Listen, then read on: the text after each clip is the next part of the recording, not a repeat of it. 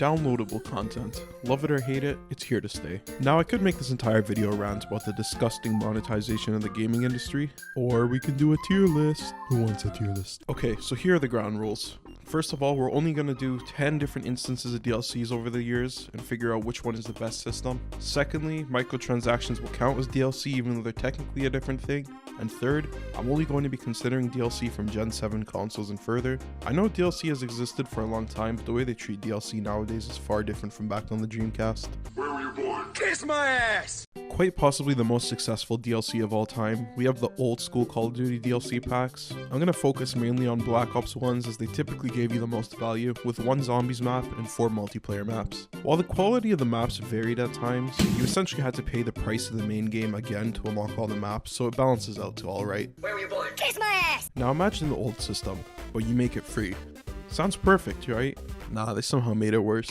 With the new system, they made all the maps completely free, but every single other aspect is monetized. Weapon skins, monetized. Emblems, monetized. Character skins. Also, the maps are just way worse in quality, so bad tier. Just waking up in the morning, gotta thank God. Now, Mario Kart 8 Deluxe is an interesting one. See, because on one hand, they really did deliver a solid amount of content, but on the other hand, I know something about you. You went to Cranbrook. That's a private school. the way some of these maps look just feel like they were designed for a mobile game.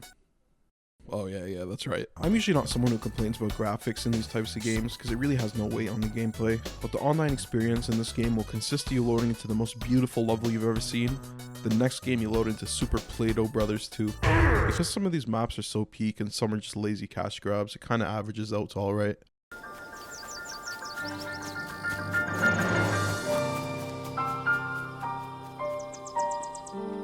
Okay, this is the opinion that will get me in trouble. So Breath of the Wild released in 2017 and I thought it was okay. Listen. The game felt like a tech demo to me, so when I found out the DLC was coming, I assumed it would be something to complete the game. But instead we got the stereotypical trials and cosmetic expansions, and to make it even worse, Tears of the Kingdom came out years later, and it just feels like what a truly realized version of the game would be like. What is that melody? I've decided to bundle all these into the same category because they follow the same formula over the years, and I can confirm that formula has been pretty good. Generally, FromSoft makes their DLCs based around progression of the main game, adding in content that's accessible before you finish the main story, and more times than not, it's at least an 8 out of 10, except for one. I really do respect the fact that they made an Elden Ring DLC, but I don't respect the actual product. The pacing wasn't great, some of the bosses were way too strong, and before you say I'm bad, I know I am.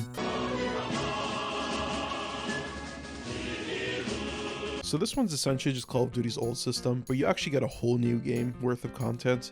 If you bought the season pass, you get 4 whole new experiences, including one of the best DLCs in history. Like seriously, that Dragon's Keep one is incredible, or at least I think. I haven't played it in like 5 years and Borderlands humor is not aged well, but that's besides the point.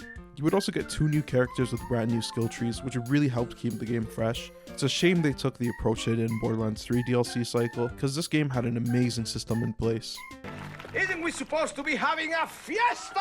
Uno, dos, cuatro! Now listen, for this one I'm not focusing on the entire game, but rather one specific thing that they charge money for. So in every modern fighting game you get frame data and training mode. Frame data essentially allows you to understand the speeds of moves better and down frames and all that fun stuff. This essentially gives an advantage to whichever player has this information, letting them know what moves are safe and unsafe to use, allowing for better built combos. Unlike most modern fighting games though, Tekken 7 decided they should charge money for it. I'm sure the other parts of the game were fine, but charging money for something that is designed to inherently give you an advantage is just incredibly weird. I've only played one game of Counter-Strike 2 in my life, and that game consisted of me getting flamed by Russians and a hacker on the other team, but somehow the gameplay and community of CSGO isn't the most abysmal part of that game. That would be the monetization system. I have no clue how this is even legal at this point. The monetization system of CS2 is essentially just gambling. Unlike most loot boxes, you can actually use the items in game to get real money. This means the game essentially operates as an online casino. To make it even worse, since this game works on low-spec computers, you have a bunch of kids who are playing, who are being exposed to gambling at a young age. Kinda reminds me of somebody.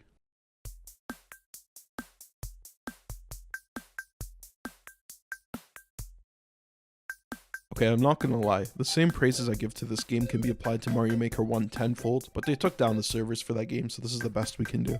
Mario Maker 2 came out with a whole bunch of extra content from the original, new world types, enemies, and even a whole new theme. It was enough as it was, but they ended up adding even more. This is probably the first time Nintendo's been generous since 2014 with that whole buy one get one free promotion. When Nintendo isn't out here suing children for drawing Super Mario, they can be pretty cool sometimes. Alright, this list looks complete. Absolutely no other games we need to talk about here. Yup, definitely nothing. Imagine you buy a remake of a game you've been told is incredible, you finally finish it, and the best part of the game is completely missing. That is basically what happened here. I know the final episode is exclusive to the portable version, but the fact that it was missing is just inexcusable. And to make it even worse, we got confirmation that said the final episode is locked behind a season pass. But wait, there's a difference between the DLC pack and the expansion pass. That's already 2 signs of deceptive marketing. But it gets even worse. They claim they couldn't include it in the original game because they didn't have the resources, but they still managed to make the pack, which proves they have the funding. And on top of that, it's essentially been known that it's been done since the game came out, so they flat out lied about it.